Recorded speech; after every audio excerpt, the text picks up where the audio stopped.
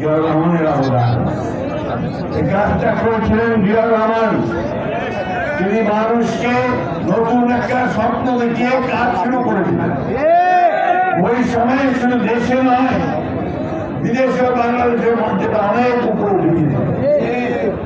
বাংলাদেশকে যখন আপনার দুর্ভিক্ষের লোক মারা যেতে শুরু করলো, তখন আমেরিকার আপনার পররাষ্ট্রমন্ত্রী হেনরি কিসিঞ্জার তিনি বললেন বাংলাদেশ একটা বটমলেস বাস্কেট, অর্থাৎ একটা তলাবিহীন ঝুড়ি।